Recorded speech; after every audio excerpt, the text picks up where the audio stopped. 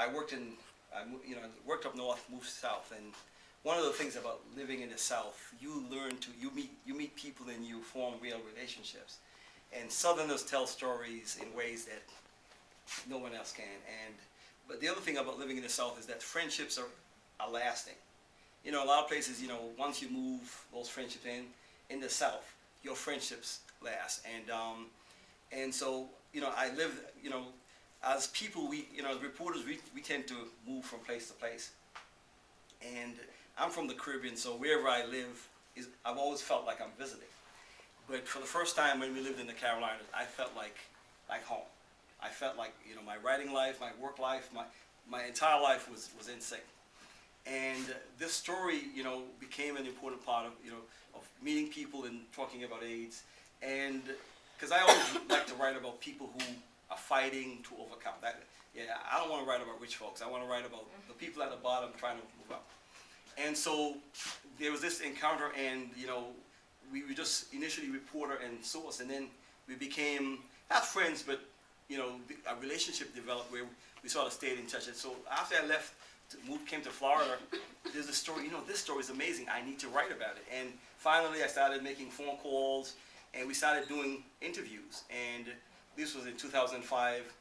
And we talked for years, and I'd drive up on a weekend from Tallahassee and do more interviews. And eventually, it was like, this book can happen. And she was a woman of faith, and she would, this book is gonna finish. And so at one point she said, it's time to stop reporting and start writing. And I did, and so this is the end product. And I'll read the dedication first. The dedication says, to my grandmother, Peggy Skerritt, who first taught me the importance of writing and letters. To my wife and children, whose steadfast support kept me awake past way too many midnights. To Audra, my Adrian, who believed in this project from the moment she discovered it. To the Reverend Patricia Starr, and to the memory of Carolyn, Nita, Tracy, Robbie, Gerard, and the others who entrusted me with their stories. And I'm going to read the prologue. One fall day in 2000, I walked into a church hall in Rock Hill, South Carolina, and took my seat among a group of white mothers and daughters. The guest speaker was Reverend Patricia N. Starr, who had gained local notoriety for her work with people living with acquired immune deficiency syndrome, AIDS. Reverend Starr was dark-skinned, heavy-set, and carried herself like a woman who spent a lifetime thinking she wasn't good to look at. She had jerry curls and wore no makeup or jewelry, the unadorned appearance of a traditional woman of faith. At the time, she hadn't yet turned 40, but a casual observer would have easily mistaken her for a 50-year-old woman. The burdens of life seemed to rest squarely on her shoulders. Starr had recently been appointed pastor of True Word of God Fire Baptized Holiness Church, an evangelical congregation in York, South Carolina. Each week, she wrestled with how to teach her black rural congregants to practice their faith in an increasingly complex and secular world. Reverend Starr was largely self-taught. She quit Clover High School during her freshman year to care for her ailing mom. She became a mother at 15 and a wife at 16. Although Starr had promised her mother she would return to school to earn her GED, she never did. A childhood of poverty, sickness, shame, disappointment, and death provided all the education Starr would ever need. Surprisingly, she escaped the bitterness and cynicism that so often comes from a hard life. That qualified for her mission of redemption and grace. But in the 90s, fate mandated a new, more urgent message beyond the call to rescue souls from hell and damnation.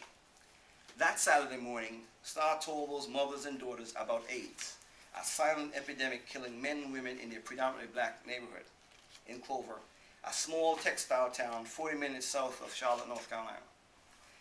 Starr spoke about people who use sex for currency and escape, the cheapest means towards the sad end. All of the sex and drugs couldn't mask the pain that came from poverty, childhood abuse, domestic violence, unemployment, and hopelessness that too often dominated the streets and neighborhoods of small southern towns. She sought to warn the young women seated before her that their social status wouldn't inoculate them from the dangers of unprotected sex.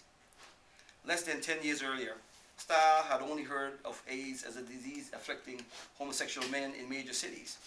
As a person of deep religious faith, she initially found it hard to sympathize with those who suffered after violating God's laws.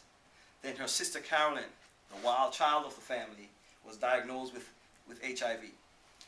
As Carolyn careened from one health emergency to the next, Starr learned that others in her neighborhood were also infected with HIV, an illness that neutralizes the body's immune system and renders its host vulnerable to deadly opportunistic diseases. For Carolyn and others living with AIDS, a common cold became a potentially life-threatening illness. Starr's attempt to help her sister opened doors to her food pantry, which led in turn to providing comfort and daily support to her neighbors dying of AIDS. On that Saturday morning in Rock Hill, South Carolina, Reverend Starr delivered a simple but hyperbolic message to the small group. It didn't matter who you're with, she said. If you take chances and have unprotected sex, AIDS is going to get you.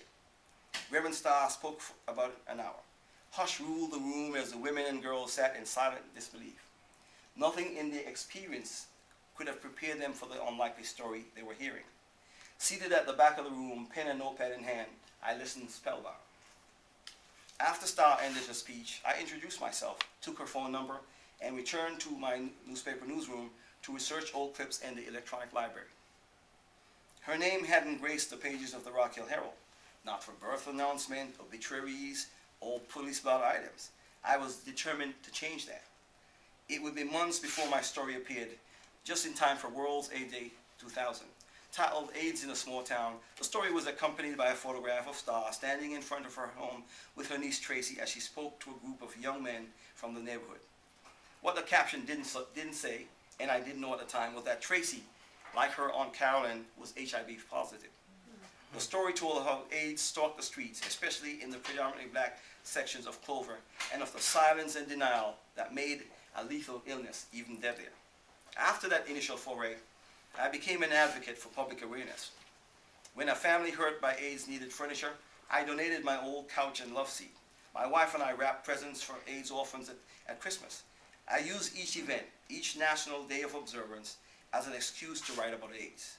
I received an award for my efforts from the South Carolina HIV/AIDS Council in Charleston in 2002. In June 2003, I left South Carolina for Florida to be an editor for the St. Pete Times. Journalists are nomads with short memories. We really look back. Each new job means new stories, new sources. But the story of AIDS in Clover refused to let me go. After 2 years of procrastination, I called Reverend Starr. Can I tell you your story, I asked. The initial encounter between reporter and speaker evolved into an education about AIDS in one of America's most vulnerable places. After countless telephone conversations, funerals, hospital and home visits, tears and laughter, I came to understand and respect the fervor of those for whom fighting AIDS had become a crusade. Caring for people with AIDS is the kind of thankless work few are willing or equipped to do. Those dying of AIDS long for comfort, someone to hold their hands. No one wants to die alone. This work is an attempt to break the silence, to provide a living memorial to the men and women in the shadows, those claimed by AIDS, those unfortunate to live in Clover, South Carolina, instead of more headline-grabbing places like Soweto, South Africa. This is an attempt to tell their story. In some instances, names have been changed to protect the living. In other cases, I use real names of those who died. They didn't die of shame. No, the shame belongs to the living. The foolhardy, obstinate survivors who refuse to acknowledge the real cause of their friends' and relatives' demise. AIDS or ignorance, silence or sex, the effect is the same. This is an attempt to invoke their memory and change the course of an ugly history.